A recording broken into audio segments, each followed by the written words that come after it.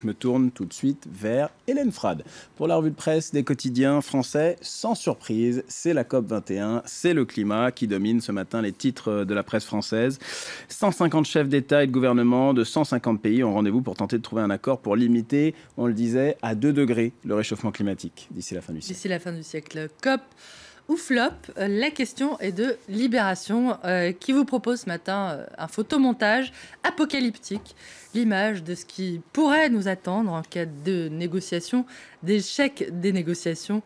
Une planète, on le voit, envahie par les flots sur lesquels peine à tenir une toute petite maison. Une planète malade de ses excès, selon Libé, qui met en garde les dirigeants réunis aujourd'hui au Bourget.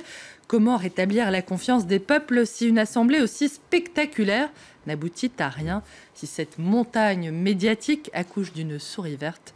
L'impuissance publique, poursuit le journal, et le grand mal de l'époque, c'est elle qui décourage le civisme, nourrit l'indifférence de l'opinion, favorise la montée des extrêmes.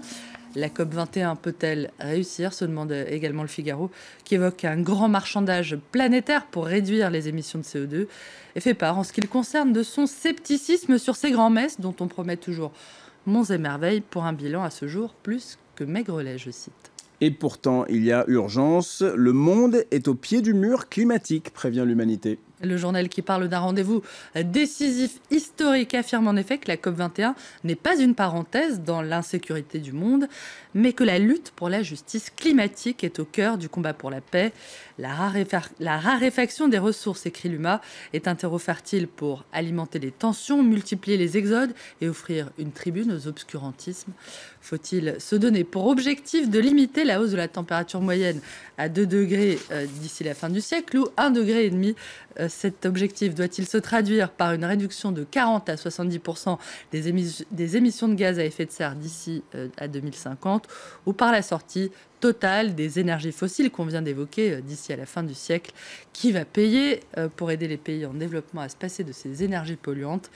Il va falloir trancher, rappelle la Croix, qui évoque malgré tout l'espoir d'un accord.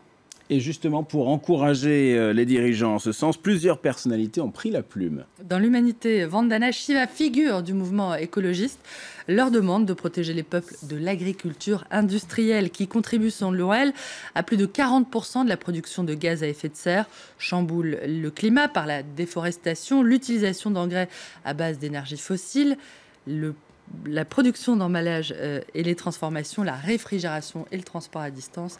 Un système que cette altermondialiste tient pour incapable d'apporter une solution à la crise climatique et à la faim. Pour l'ancienne présidente de la COP 15 de 2009 à Copenhague, qui a été, on le rappelle, un échec total, il est nécessaire à présent que les 150 dirigeants présents aujourd'hui pèsent de tout leur poids, pas seulement à la tribune, précise Connie Hedegaard dans Libération, mais aussi à l'égard des négociateurs, pour décider, par exemple, de la fin progressive des subventions sur les produits pétroliers ou encore et toujours du désinvestissement dans le charbon.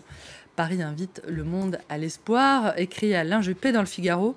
Le candidat à la primaire des Républicains explique que c'est en construisant de nouveaux modèles de croissance durable que l'Union européenne montrera la voie. Et puis il y a un autre aspect de cette conférence qui est ausculté ce matin par la presse française, c'est l'aspect sécurité, parce que cette conférence se tient 2 semaines seulement après les attentats de Paris. Paris retient son souffle, dit le Parisien ce matin. Depuis le 13 novembre, effectivement, la capitale est en état d'urgence. Plus de 15 000 policiers et militaires sont actuellement mobilisés en Île-de-France dans le cadre de cet état d'urgence, mais aussi donc de la COP 21. Les habitants, eux, craindraient à présent une paralysie du trafic automobile et des manifestations violentes, comme celle qui a dégénéré hier, place de la République. Une manifestation pour la planète gâchée par les violences, regrette le Parisien, qui rapporte enfin que François Hollande compte profiter de la présence des dirigeants étrangers pour relancer la lutte contre le groupe État islamique. Son marathon diplomatique la semaine dernière a peu payé, commente le journal. Il devrait donc se poursuivre dans les jours qui viennent.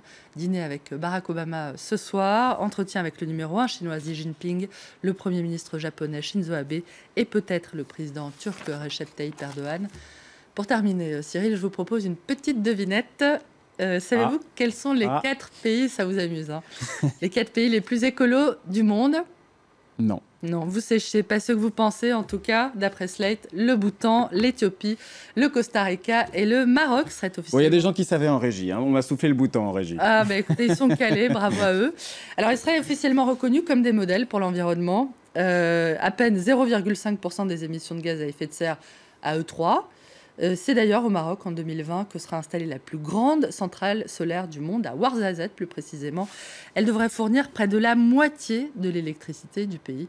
Le Maroc qui a de bonnes raisons de tenir le cap, puisque c'est au Maroc que se tiendra l'année prochaine la COP 22.